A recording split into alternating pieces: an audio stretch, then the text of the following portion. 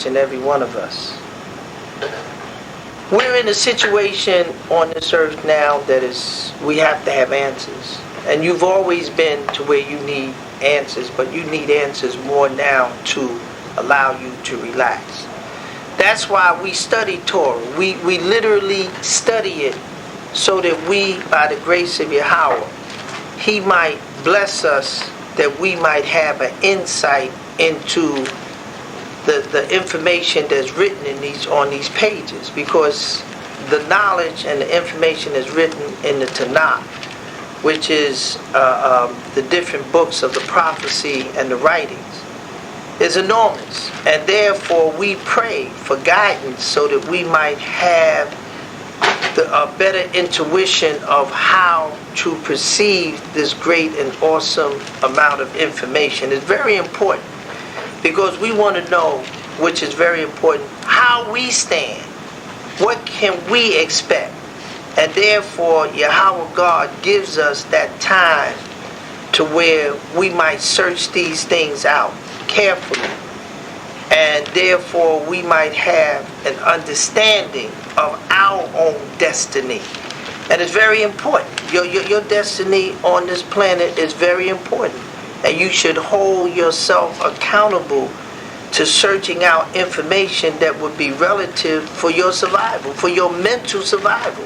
And you're going to find out that people mentally are going to have breakdowns because they won't know what is around the corner, what is up the block. So this is why we search this book, because the information that is in the book. And that's why in Isaiah chapter 34, verse 16, it says, "Seek ye out of the book of Yahweh, and read. No one of these shall fail." And this is important. We must know. And we must know who we are. We must actually know who we are. We can't how you might say, well, maybe I'm this, or maybe I'm that, or maybe I'm Egyptian. You have to know who you actually are. So when you read the material, you know that it's pointing to you. So when we read this book that they call the Bible, we search this thing out, even as is written in the Apocrypha in 2nd Ezra, chapter 9, verse 13. "And therefore be thou not curious of how the ungodly shall be punished, and when, but inquire how the righteous shall be saved." And this is what we should be about, how we should be saved, and what we should do to verify the truth of this. And as we have studied the Torah, we know, according to the description that's given, we are the tribe of Judah. What does it say about Judah? What did it say? What would occur with Judah? We're in a land. Do you have guns? I mean, what is in place for you for your survival?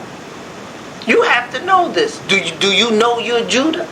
What is mentioned in Torah that gives you a clear picture that you are from the tribe of Judah?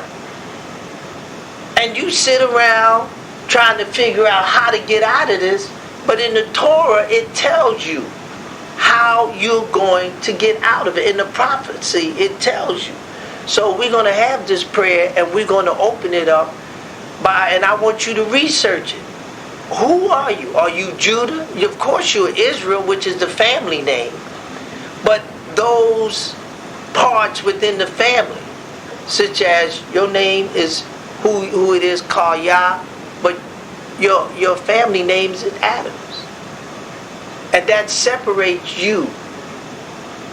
And therefore Judah is in the family of Israel. And what did it say about Judah? We're Judah. Because Judah, according to the scripture, the description that's given in Torah, it fits you to the T. So you should be interested in understanding how and what would be your survival. I mean, I'm totally interested in that. When I look and see the black young men that has been prescribed in the prophecy what would occur to them, how they would be put in jails. Why? Because their conduct is not acceptable to law, even to the law of Yahweh, less to the law that governs this country. So they're in opposition, and therefore they get punished. And Yahweh told you that your sons, how they would be, and none of your sons would have been reared up to actually free themselves. What is the freedom of Israel? That which is written in Torah. Your freedom is written in the prophecy. And therefore you read this to acquire your freedom. And Yahweh said, wait, which is a hard thing for many people to do. But we're going to come back and talk about Judah and that which pertains to Judah. Since we're Judah, we're Judeans. Yahweh God, we thank you and pray upon the Shabbat day that thy spirit rain down upon us, the spirit of obedience, that we might behold wondrous things in thy law, that we may love our God with a perpetual love. For Yahweh God is our strength and our life. May his spirit be with us, that we might overcome. Yahweh Elohayama, Yahweh Elohayama, Yahweh Elohayama, Yahweh Elohayama, Yahweh Elohayama, Yahweh Elohayama, Yahweh Elohayama, Yahweh Elohayama, Elohayama, Yahweh Elohayama, Yahweh Elohayama, Yahweh Elohayama, Yahweh Elohayama, Yahweh Elohayama, Shama'a, Shama'a, Sharla, Sharla, Yahweh, Yahweh, Elohayama, Yahweh, Yahweh, Achada, Yatisra, Samawaka, Latisra, Shalawama, Shalawama, Kaya, Maka, Bata, Wacha, Batachawa, Yahweh, Adaya, Kaya, Bayaha, Yahweh, Tiswara, Walaya. You gotta love Yahweh. You gotta love Elohayim. May Yahweh bless us and keep us. L'Shabbata, Atnika, L'Kwadawasha, Yahweh, Makabada. May Yahweh bless us and keep us and strengthen us. May the Spirit of our God be ever with us. Amen. As we proceed in talking about Judah, and therefore what was pertained to the description that was given to Judah, so that we will understand we who we are and how we shall survive, is very important in what we know, because it's utmost important. You understand? If we go to Genesis chapter 49, and therefore in Genesis chapter 49, we begin to understand that Judah will be in the circumstances that would be life-threatening. And therefore, we want to know, how will Judah get out of the circumstances that is relative to this danger that they might be in, so that we will be comfortable in our God, because you can't be comfortable knowing that your life is in jeopardy. In Judah, it says in Genesis chapter 49, verse 8,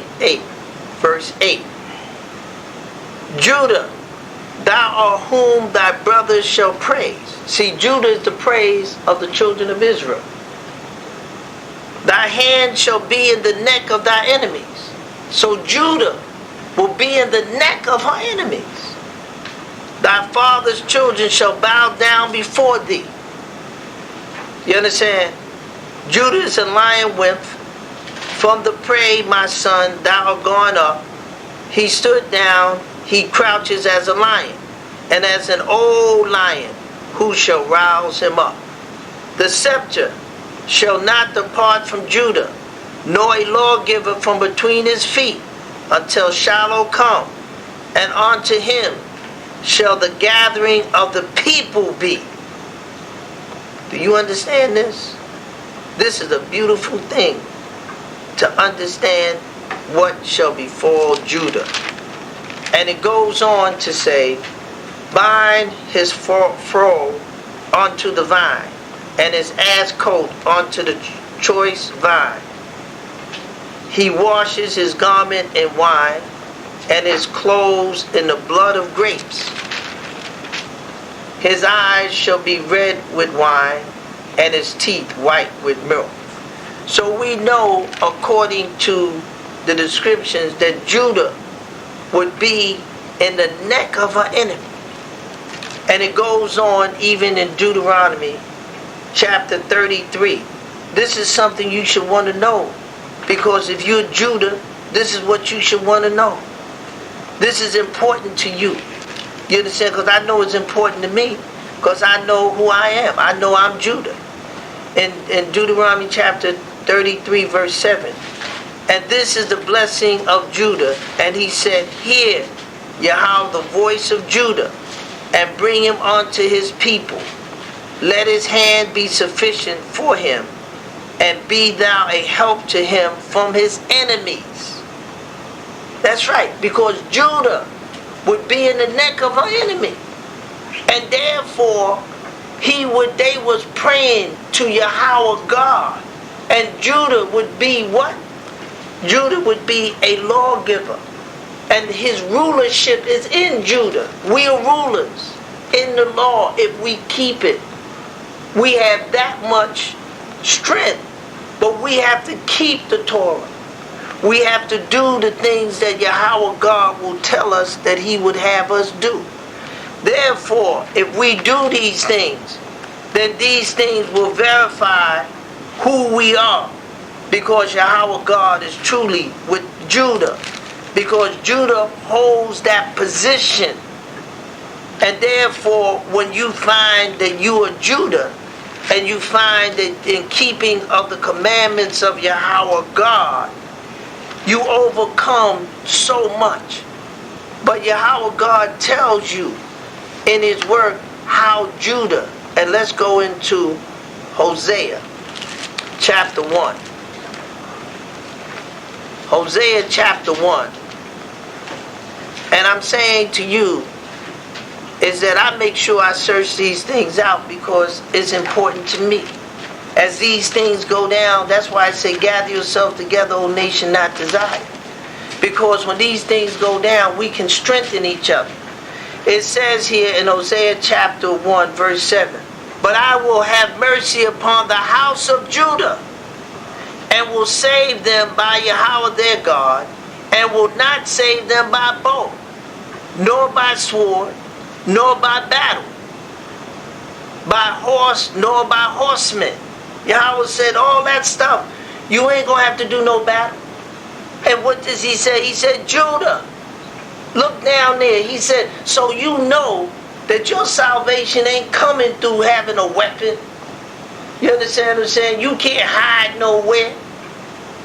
Yahweh says here, but I will have mercy upon the house of Judah, and will save them by Yahweh their God. That's how your salvation comes. That's why Yahweh said, comfort ye the people. In other words, relax. All that you see in the world got nothing to do with you. You have to read it and understand that Yahweh wants you to relax. Because it is going to get terrible. But Yahweh wants you to relax and to be at calm. Because what you're going to see. And Zechariah tells you, Zechariah chapter 4, verse 6 says, Then he answered and spake unto me, saying, This is the word of Yahweh unto Zerubbabel, saying, Not by might, nor by power, but by my spirit, said Yahweh of hosts. So, this is going to come by the Spirit. This ain't, our salvation is not going to come by having under any physical means. It's not coming that way. Whether you know karate, kung fu, it ain't coming that way. Whether you have an army, it ain't coming that way, because it told you it ain't coming that way. When we left Egypt, where's this is Egypt. Did we have an army in Egypt? No. Were we able to overcome the Egypt? Said, Thou shalt go into Egypt again by the way I speak to you of by ships. This is Egypt again. Therefore, if this is Egypt again, the way you will overcome is how you overcame it in the first Egypt. The Ruach of Yah came in and began to afflict the ruling portion that governed, that put this into operation against you. You deal with the whole principle structure of America. That's why you ain't gonna ever do anything. This is their policy to keep you in your place. You pay, not only you pay taxes as little, you pay with your very life in America. America has had its full range of dealing with you any way she wanted to. And she has put it and inscribed it in her very law to continuously deal with you. When you can hear on the television that those that are in power will allow drugs to come into a helpless people community, and you say this is not sabotage on the worst level, that you would allow the very government that you pay taxes, that has had its way, that went into Africa and brought you here with malice and hatred, and they have had their way with you and murdering you, and none of them was ever put to justice. None of them. Those that instituted such abominable action against you of this murder, and then rape on a level you could never understand. He would go and get you and deal with you, your woman, sexually before he would go and deal with his own wife. So I'm saying to you, we hold America accountable for her actions against us. We have been the victim of their diabolical plan. But as it says in Isaiah chapter 40, come ye. It says, comfort ye my people. Said Elohim, speak ye comfortably to Jerusalem, and cry unto her, that her warfare is accomplished, that her iniquity is pardoned, for she has received of Yahweh's hand double for all her sin. So Yahweh God has told you, Judah, sit back. This is Yahweh's ride, not yours. He wants you to be comfortable.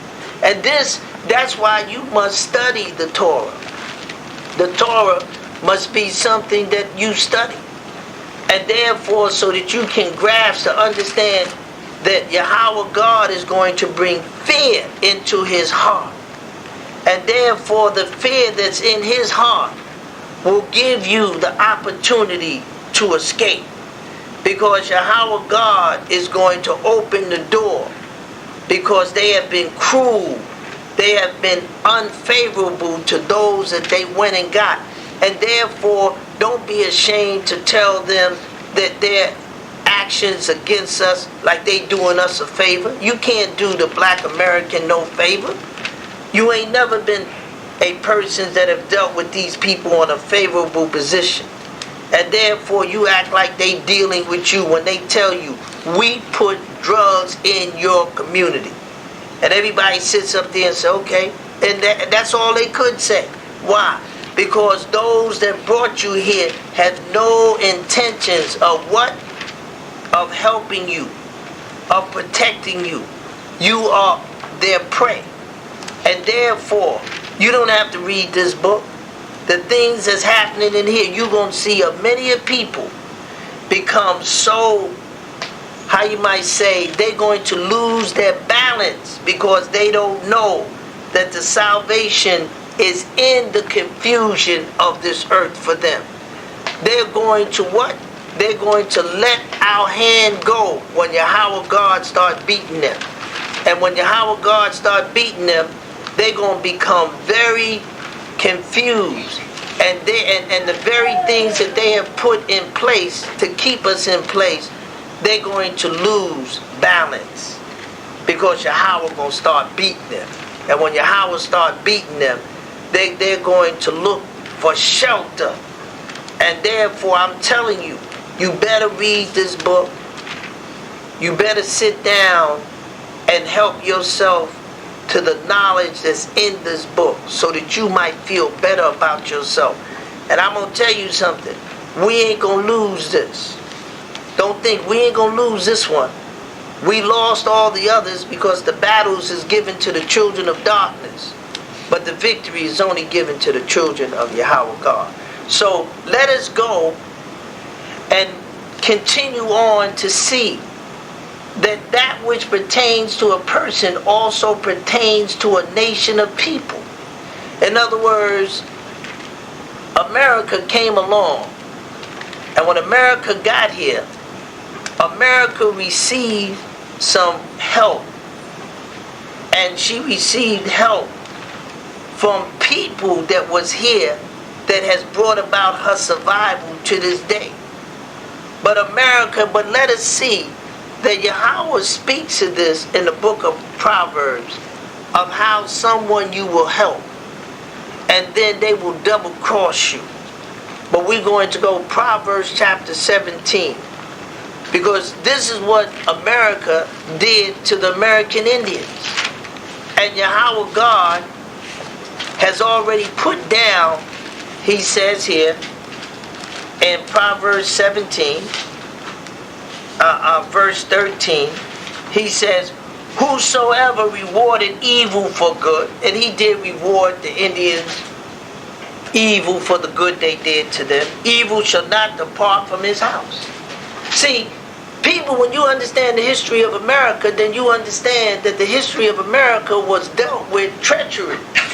So the evil that she's done cannot depart from her, because she did it with the intent of getting something good from the Indians, that she double-crossed them by taking and putting small pots in blankets and giving to them so that she would diminish their numbers. And she started the animals, I guess they call the myosins, the buffaloes, that they would use to feed them, and their dung for fuel. They began to kill them as a great expansion west. But she doesn't realize that she was in place in America by the American Indians helping her survival. But Yahweh said the evil shall not depart from his house.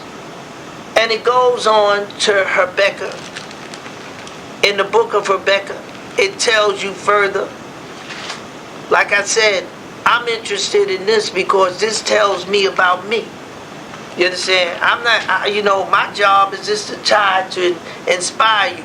This knowledge you need, because America is going to close her borders. And when she does, all your jobs and all your money, it ain't going to be worth 3 cents. And you're going to sit there like, what's happening? Well, this book will tell you what's happening, because your future that you think they promise you is not in place for you, neither for them, because Yahweh God is not pleased with what they have done. In Habakkuk chapter 2, verse 12, it says here, woe unto them that buildeth a town with blood, and establish a city by iniquity. And its towns and its cities has been established by blood. You understand? All you got to do is read his history. And therefore, when we read his history, we find out, even in Jeremiah 22, it goes on to explain to them the circumstances that I'm giving you to show you. Jeremiah 22, verse 13. Woe unto him that buildeth his house by unrighteousness, and his chambers by wrong, that uses his neighbor's servants without wages, and giveth him not for his work. In other words, look what they've done. Yahweh God, read this: woe unto them, unto him that buildeth his house by unrighteousness. And this place has been built by unrighteousness. They go in and they just move people out. Do all the wrong they have done, because it's in their power and in their hands to write decrees and judgment and then exercise it. All of this is written in here that they do, and they put you through their law by writing their law. All laws are not correct. This because it's been a law, it don't make that law correct. And I'm saying to you, even as it goes to Habakkuk, back to Habakkuk chapter 2 verse 6, and it tells you, it says here, it says, woe to him that increased that which is not his, and therefore woe, he increases that which is not his. It doesn't belong to him, but he takes it by force. And Yahweh God is not pleased with that action that he puts in place to retrieve that which is not his. Therefore, we can see that as we read this book of how circumstances will be in place, we find out that we have a great menace in this earth that causes this to happen. If we go to Genesis chapter 27, Genesis chapter 27, and Esau hated Jacob because of the blessing wherewith his father blessed him. And Esau said in his heart, the days of mourning for my father are at hand. Then will I slay my brother Jacob. So Esau and Jacob were what? They were brothers. They were nothing else but in this story that we're going to read to show you that our enemy has been none other than our own brother that has said this that he has said and passed it down to his children to this day, that he might slay us. And therefore what you see in America is that which has been put in place by your brother. Let's go to Malachi and read that Esau, your brother,